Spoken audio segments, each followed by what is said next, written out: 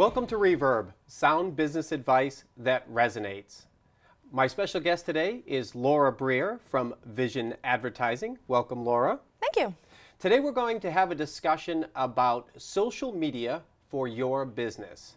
So Laura, tell me, a lot of people are using social media, whether it's Facebook, Twitter, etc. What are some of the benefits of using Facebook for your business? Well, some of the benefits, specifically 4 of them, are the ones that I've helped my clients to experience firsthand. They're actually kind of surprising. One, obviously, would be to help you get more clients. Everybody always wants that one. But another one is to help you to keep your clients. You always, worry about new clients, but it's really easy to keep sales up if you never lose the ones you have. And social media can help you do that by building a really good, solid relationship underneath what's already there and keep you in touch with them more often. You can also help them to spend money with you more often, which is always nice. And at different intervals, like if instead of maybe like $80 per transaction, they'll spend more at each transaction. So it's a higher quality of sale, higher quantity of sale. You keep your customers, and you end up getting referrals and new business. And those are some things that happen. Not all of them apply to all business types, but there's a lot that can see all 4 types, which is pretty cool. Right. And so as a matter of fact, too, as you said about the concept of keeping clients that you already have, that's a very important thing to remember, because the cost of getting a new client is a lot more than maintaining the clients that you already have. Because you're not paid to go sell as a small business owner. You're paid to actually close the sale and do the job. All that precursor leading up to where you have to make the call, give the pitch, all that other stuff, that's free time. You're not being paid for that. So whatever you can do to minimize how much time you have to spend selling, you get to spend doing your job and actually increase how much you're getting paid just by lack of attrition.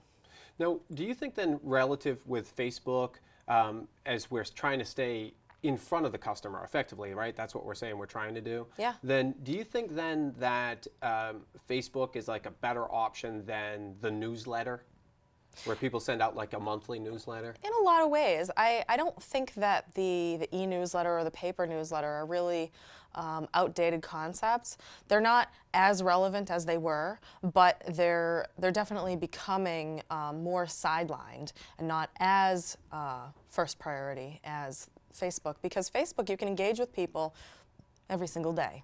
You can engage with people in a way that they can communicate back. You can't do that with newsletters and things like that. So people like the two-way aspect of it. So if you can supplement and kind of do both in a good way, you shouldn't really need to replace one for the other. Okay. So what are some of the biggest challenges then that people will have going with Facebook or using Facebook? Well, people always have technical challenges, learning the tool and all that other stuff. But the funny thing is, the hardest part that people have is telling people that the page is there. Isn't that funny? People are very, very shy, and they don't want to say, hey, visit me on Facebook. They'll be like, sorry, we're on Facebook, and they'll make it kind of like a very quiet, apologetic thing, and it's like, be happy about this. You're doing your clients a huge, huge favor by letting them know, hey, I can communicate with you regularly. If you want to talk to me, I'm there for you continually. So people are very, very shy. I mean, I've worked with people that, they had a retail business where they saw like 100 people a day, and that over 6 months, that's 18,000 opportunities. Right. 18,000 fans or likers or whatever they're called now.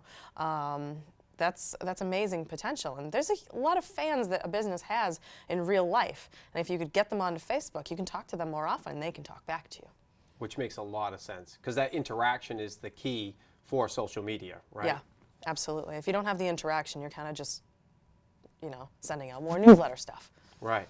So if people are shy, I was thinking one of the things that they could do that would be very, very simple is you can put in your email signature, you can put your link to your Facebook.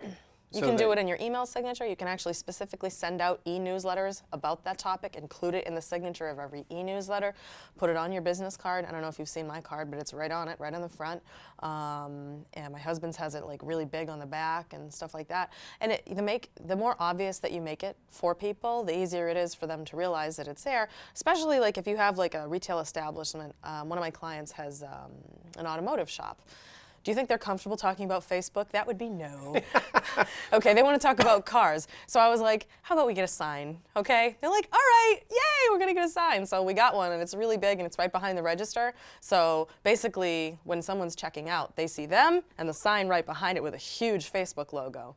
And it's on the business card as well. So then they get to not talk about it as often. It's less effective, to be clear. It's less effective than just saying it. Right. But it does have a certain level of effectiveness to it.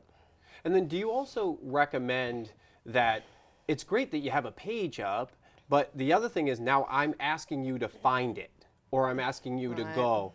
Have you been, or do you recommend to your clients, listen, ask them if they're on Facebook, get an email from them, and then look them up, and then invite them to you know, like your page? Oh yeah, I think that people should always try to communicate with people and invite them in a social way to do stuff.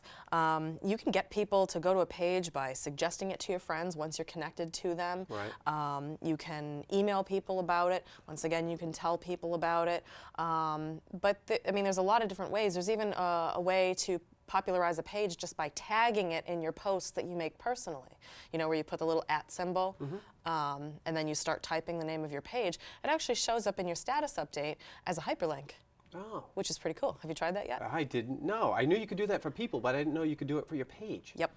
Nice. Yep. Note to self, write that one down. I've done that. I helped my husband's business get off the ground that way. And it's funny, before we even opened the doors, we had like 200 fans, and I hadn't suggested the page to anyone. Wow. I had just talked about it. Right. Which is kind of cool. Now, the other thing, too, that I've done a lot with events, and I don't think people recognize this, too, is you need to have your fans help you to promote your event.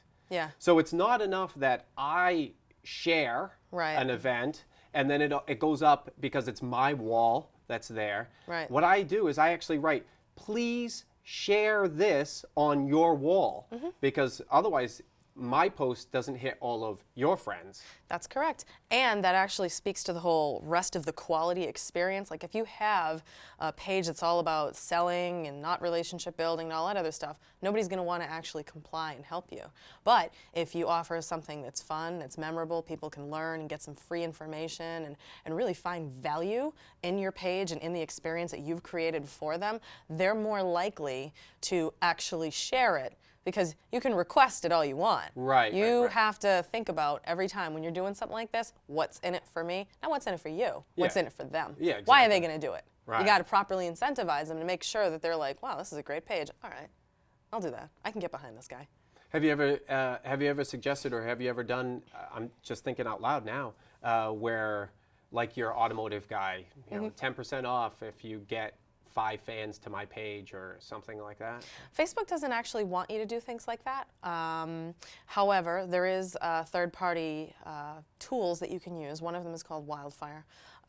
We use that to run contests, and that's one thing we can do to like help to boost the membership of a page, like a photo contest, for example. If you do a photo contest where people submit their photos, other people have to vote on it, and then you can say, if you want a lot of votes, you might want to suggest the page to your friends, at which point then there's an incentive for them because they could win something as opposed to just being nice. Right, right. There's actually something in it for them. Sure. So we've done a couple of those very successfully. I grew a page from 750 to 1,100 fans in 4 weeks, which is actually a lot for a small business. Right, right. It's just a local business in Shrewsbury, and they, did the contest. We got all these new people to talk to, and what's great is I see a lot of the new people interacting and having fun, so the page is even busier now. Nice. And it's actually bringing some of the older fans out of their shell. Right. And of course, you know me, I'm always checking that stuff like crazy, reading the stats, you know. Right. Now, so regarding, you said pictures, having like a picture contest, do you find that that's a better thing for you to do for your site too, for your page, your Facebook page, to have pictures, have videos, have things that people can see? Maybe it's so that you can get a better grasp as to what that company does or the successes that they have?